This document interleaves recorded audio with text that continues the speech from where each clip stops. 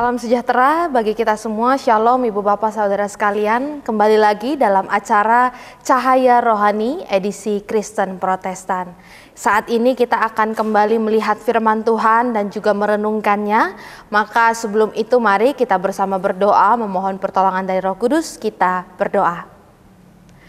Ya Tuhan Allah kami, terima kasih untuk penyertaan-Mu yang selalu nyata hadir dalam kehidupan kami. Setiap musim dalam kehidupan kami, baik itu suka ataupun duka, kami melihat Tuhan selalu hadir memegang tangan kami dan kami sungguh bersyukur ya Tuhan. Saat ini dalam rasa syukur kami rindu untuk bersama-sama di tempat yang berbeda-beda untuk kembali melihat firman Tuhan dan merenungkannya. Tuhan tolong agar kiranya kami dapat memahami firman Tuhan dengan baik, dengan sepenuhnya, dan kami dapat memenuhi panggilan kami sebagai orang percaya, itu juga dapat terjadi dengan sepenuhnya sesuai dengan kehendak Tuhan. Maka Tuhan kami serahkan permenungan kami pada saat ini agar dapat terjadi dalam nama Tuhan Yesus Kristus. Amin. Ibu bapak saudara sekalian, dasar permenungan kita pada saat ini diambil dari Ibrani 10 ayat 19 sampai 25. Ibrani 10 ayat 19 sampai 25 akan saya bacakan untuk kita semua. Jadi saudara-saudara, kita sekarang dengan penuh keberanian dapat masuk ke dalam tempat kudus oleh darah Yesus. Karena Ia telah membuka jalan yang baru dan yang hidup bagi kita melalui tabir, yaitu dirinya sendiri. Dan kita mempunyai seorang imam agung sebagai kepala rumah Allah. Karena itu marilah kita datang beribadah dengan hati yang tulus ikhlas dan keyakinan iman yang teguh. Karena hati kita telah dibersihkan dari hati nurani yang jahat dan tubuh kita telah dibasuh dengan air yang murni. Marilah kita berpegang teguh pada pengakuan tentang pengharapan kita, sebab Ia yang menjanjikannya setia. Marilah kita saling memperhatikan, supaya kita saling mendorong dalam kasih dan dalam perbuatan baik. Janganlah kita menjauhkan diri dari pertemuan-pertemuan ibadah kita, seperti yang dibiasakan oleh beberapa orang. Tetapi marilah kita saling menasihati, terlebih lagi sementara kamu melihat hari Tuhan mendekat. Demikianlah pembacaan Alkitab kita, berbahagialah tiap orang yang membaca, merenungkan dan melakukan firman Tuhan. Amin.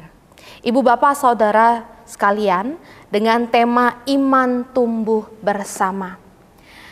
Kita menyadari bahwa kebersamaan itu menjadi identitas yang sangat erat dengan kehidupan kita sebagai manusia, sebagai warga negara Indonesia.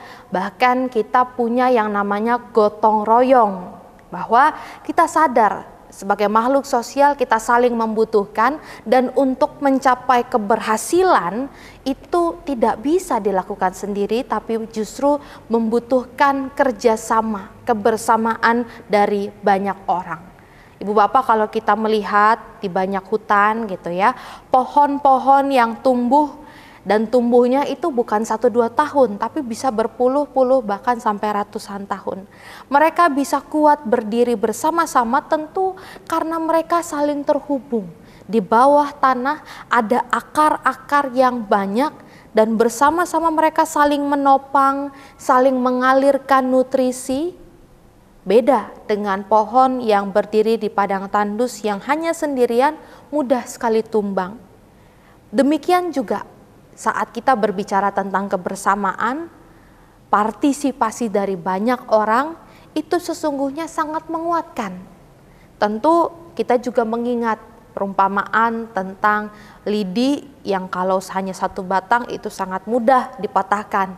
Tetapi kalau ada puluhan bahkan ratusan lidi digabungkan dan diikat, itu akan sangat sulit dipatahkan. Kita menyadari bahwa sebenarnya kebersamaan itu membawa kekuatan yang luar biasa. Seperti slogan yang kita tahu, bersatu kita teguh, bercerai kita runtuh. Nah, pertanyaannya Bu Bapak Saudara sekalian, bagaimana nih dalam kehidupan kita, khususnya dalam kehidupan beriman kita, apakah kebersamaan itu benar-benar sudah hadir?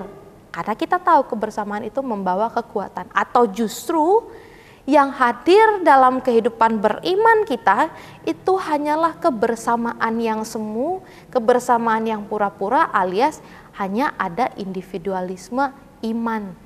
Nah, hari ini lewat pembacaan kita dari Ibrani 10 ayat 19 sampai 25, kita mau kembali melihat, mengevaluasi kehidupan bersama kita sebagai satu tubuh Kristus, orang beriman. Setelah yang satu ini kita akan melanjutkan permenungan kita.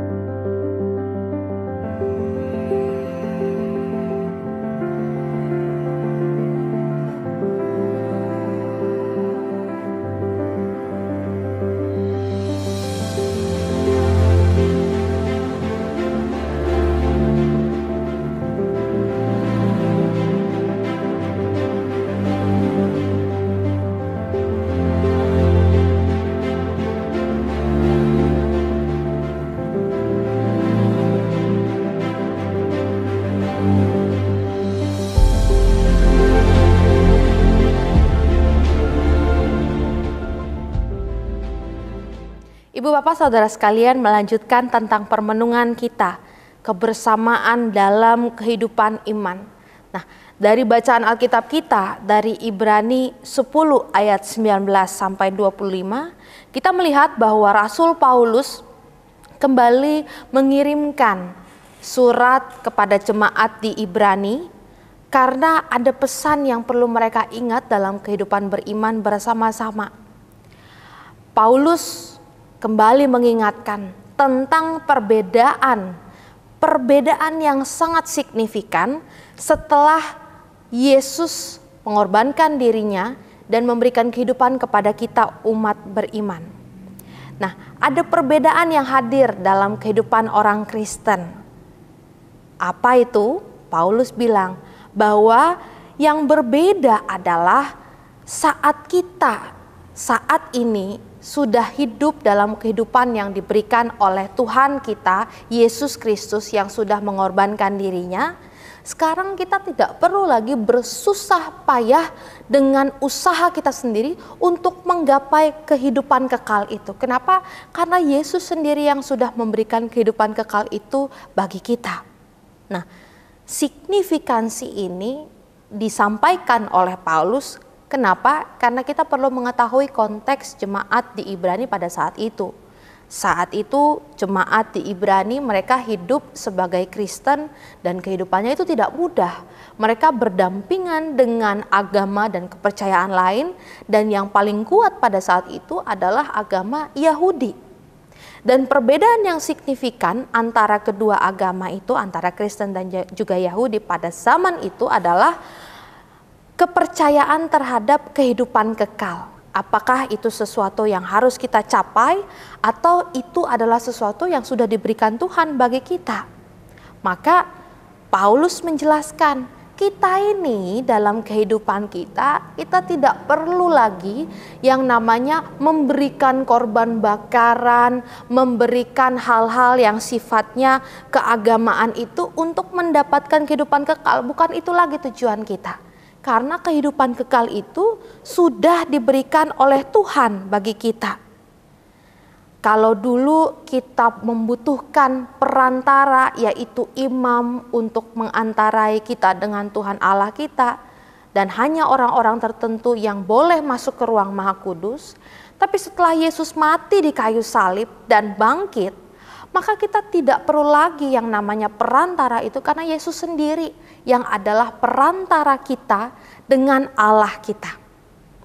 Maksudnya adalah di dalam Yesus, Allah kita yang hidup, kita sudah mengalami kehidupan kekal. Saat ini tugas kita adalah merespons kehidupan kekal yang sudah diberikan Tuhan kepada kita. Maka ritual-ritual yang dilakukan di bait Allah, ritual-ritual keagamaan, apakah tetap penting? Oh ya, penting. Tapi kita tahu kita melakukan semua itu bukan untuk mendapatkan sesuatu, tapi karena kita telah mendapatkan sesuatu. Ini adalah dua konsep yang berbeda. Satu adalah upaya kita untuk mencapai sesuatu yang belum kita dapatkan, tapi konsep yang satu adalah karena kita sudah mendapatkan, maka ini adalah respon syukur kita, terima kasih kita kepada Tuhan. Ini yang diingatkan oleh Paulus. Maka harapannya saat Paulus mengingatkan hal ini akan membawa kekuatan bagi jemaat di Ibrani untuk semakin teguh menjalani iman mereka sebagai orang-orang Kristen. Kenapa? Karena mereka dulunya terbiasa dengan keagamaan Yahudi yang di dalamnya banyak sekali ritus-ritus keagamaan, tapi pada akhirnya ritus-ritus itu dilakukan hanya sebagai normatif. Hanya untuk memenuhi hukum-hukum, supaya tidak dihukum, supaya tidak kena sanksi keagamaan. Esensi relasi antara manusia dengan Tuhan hilang. Nah, Paulus mau mengingatkan kita ini ngelakuin semua ini buat apa sih? Bahwa kita lagi ngejar apa sih? Karena kehidupan kekal itu sudah kita dapatkan. Kita itu melakukan ritus-ritus keagamaan itu bukan lagi untuk kepentingan diri sendiri. Maka hal ini juga menjadi pengingat bagi jemaat di Ibrani untuk apa? Untuk kembali melihat kehidupan iman mereka, apakah sudah sungguh-sungguh ada kebersamaan yang sejati atau hanya kebersamaan yang semu. Karena kebersamaan semu alias individualisme iman itu adalah praktik keagamaan yang dilakukan oleh seseorang. Mereka datang ke bait Allah, berdoa dan menyembah Allah, tapi fokusnya hanya untuk diri sendiri, mencari kebaikan hanya untuk diri sendiri, supaya saya selamat, supaya saya mendapat berkat Tuhan. Nah, Paulus bilang, bukan itu tujuan kita. Saat ini kita datang ke bait Allah, kita berdoa, berkumpul bersama, sebenarnya adalah sama-sama untuk melihat kepada Tuhan, merespons kebaikan Tuhan, dan yang tak kalah penting adalah untuk saling menopang dalam kehidupan iman. Karena kehidupan iman itu tidak mudah Ibu Bapak, dan kita perlu untuk hadir bersama-sama. Maka Paulus mengingatkan untuk bisa teguh dalam iman di saat kiri, kanan, depan, belakang ini ada banyak tekanan yang membuat mereka kayaknya saya berhenti aja deh ngikut Kristus. Udah mau ngikut Kristus tapi kok hidup gak enak dan juga banyak tekanan. Supaya tidak berkutat dalam hal itu, Paulus bilang ini adalah persoalan kita bersama-sama. Kita gak bisa berdiri sendiri-sendiri karena perkara iman itu adalah tanggung jawab bersama, tugas bersama-sama. Maka inilah kenapa menjadi penting kita membahas kebersamaan dalam pertumbuhan iman, karena perkara iman itu adalah tugas bersama-sama. Ibu Bapak Saudara, sebentar kita akan melanjutkan permenungan kita untuk kembali melanjutkan melihat apa yang sebenarnya Tuhan kehendaki dan yang disampaikan Paulus yang perlu kita lakukan sebagai satu tubuh Kristus dalam pertumbuhan iman kita setelah yang satu ini.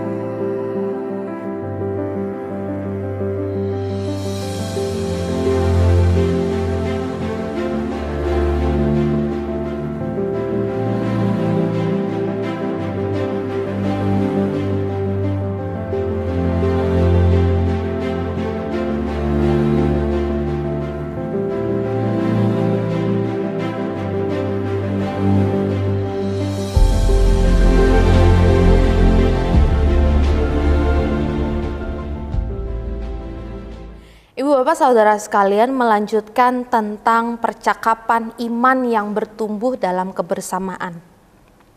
Kita tahu bahwa iman itu bagi kita sebagai manusia banyak sekali tantangan yang hadir dan seringkali membuat kita mau mundur. Kita tahu bahwa iman kita kalau sendirian itu mudah layu Ibu Bapak. Seperti bara api, kalau dia dipisahkan dari tumpukan, maka ia akan lebih cepat padam. Maka kita menyadari, Paulus bilang jangan menjauhkan hidupmu dari persekutuan-persekutuan. Bahwa yang kamu cari saat ini bukan untuk kepentingan pribadi, tapi bagaimana supaya kamu bersama-sama bisa saling menguatkan di dalam iman kepada Tuhan Yesus Kristus. Karena apa? Karena Paulus bilang, iman itu bisa dikuatkan lewat pertemuan. Pertemuan seperti apa sih? Kalau kita lihat di kehidupan kita saat ini, ada yang namanya ibadah, ada yang namanya kelompok kecil bersama-sama. Mari kita datang, mari kita bersama-sama bertemu satu dengan yang lain. Karena dengan begitu iman kita akan semakin dikuatkan. Dan pertumbuhan iman itu, Ibu Bapak, ini adalah tanggung jawab bersama. Kita tahu saat kita punya kemunduran iman karena mungkin kita mengalami masalah dalam relasi, keluarga, pekerjaan, ekonomi, dalam aspek kehidupan kita yang lain.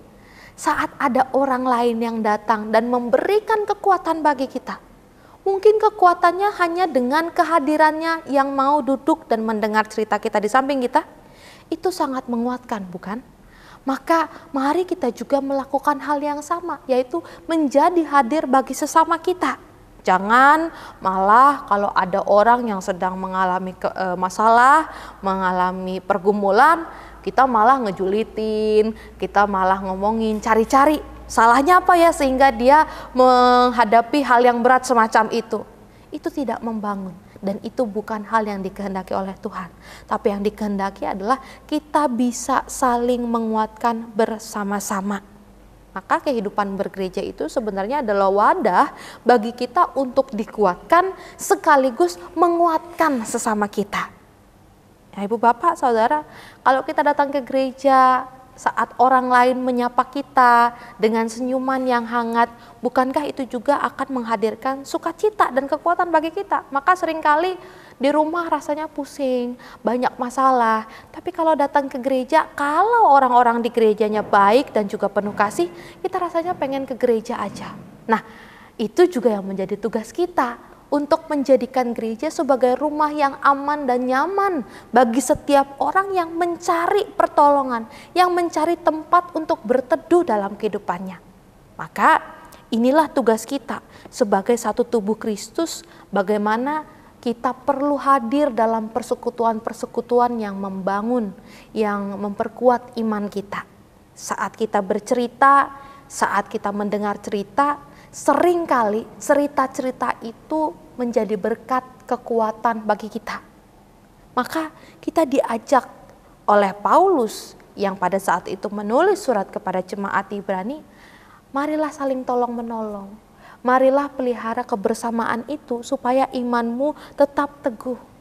Kita diundang untuk saling memperhatikan dengan teman di gereja, dengan keluarga. Mari kita saling memperhatikan, tanya kabar, atau menelepon, sekedar nge-WA bagaimana kabarnya.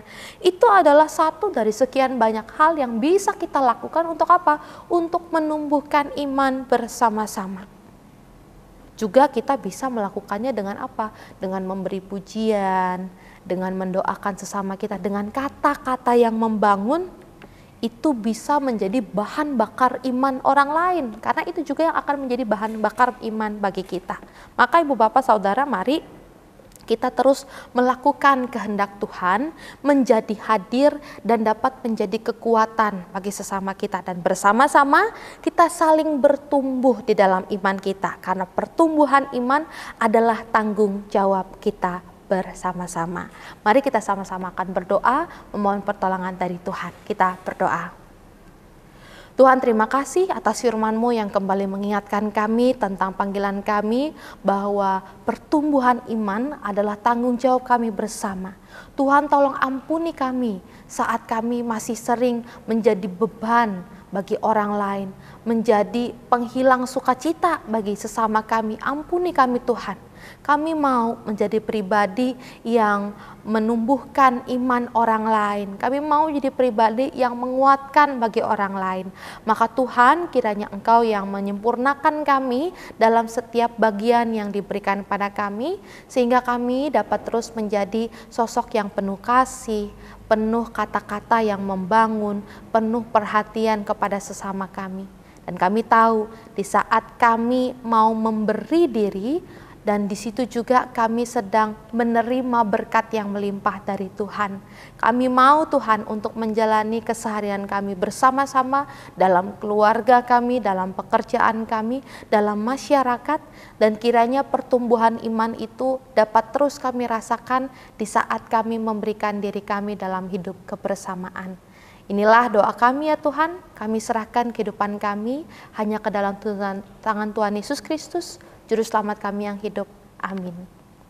Demikianlah permenungan kita Ibu Bapak Saudara sekalian. Ingat, pertumbuhan iman adalah tanggung jawab bersama. Kiranya Roh Kudus yang selalu memampukan kita untuk saling menguatkan dan saling mengasihi. Tuhan Yesus memberkati.